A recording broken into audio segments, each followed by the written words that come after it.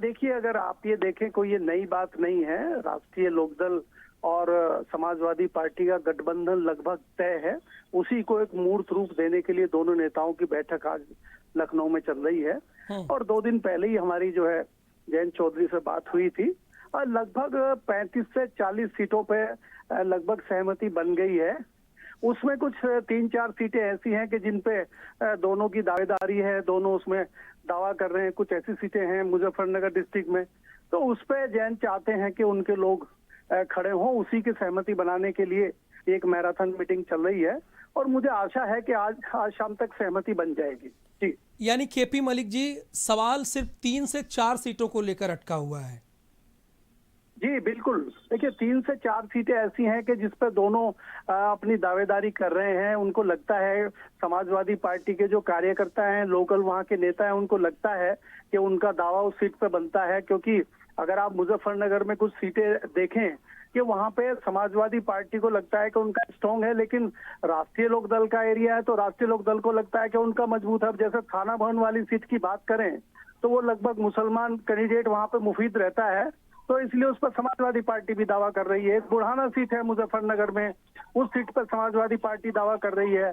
शामली जो नगर है, शामली नगर पे भी वो अपनी बात कर रहे हैं। लेकिन ये सारी सीटें जो हैं मुख्यतः राष्ट्रीय लोकदल का ज्यादा इन पर दावा बनता है।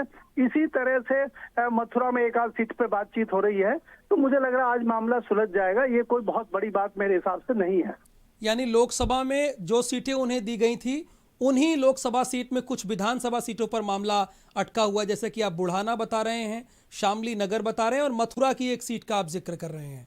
जी जी, देखिए, इसमें कैराना सीट है शामली में, जिस पर लगातार समाजवादी पार्टी का विधायक जीतता रहा है। आज भी समाजवादी पार्टी का विधायक कैराना सीट पे है और उस वहीं पे जो है पहले जो इन्होंने दोनों ने मिलकर चुनाव लड़ा था, बाई इलेक्शन, आपको याद होगा, राष्ट्रीय लोकदल और समाजवादी पार्टी ने, और वो जीत के आया था उनका सांसद। तो उसके बावजूद वहाँ पे दोनों का बहुत अच्छा नेटवर्क है, तो समाजवादी पार्टी को भी कुछ सीटें यहाँ पे मिलेंगी, ऐसा नहीं है।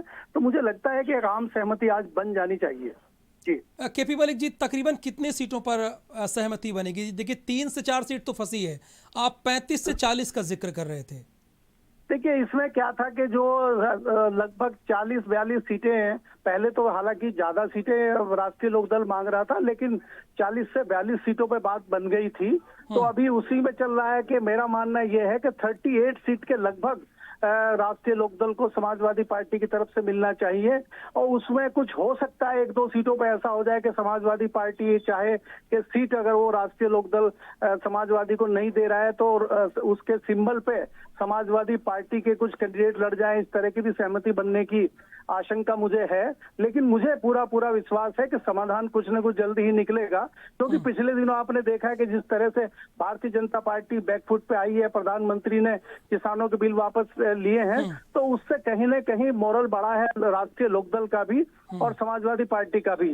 तो इसलिए जल्दी ही इस मामले पर फैसला होगा, मुझे ये लगता है। चलिए, बहुत शुक्रिया हमसे बातचीत करने के लिए केपी मलिक।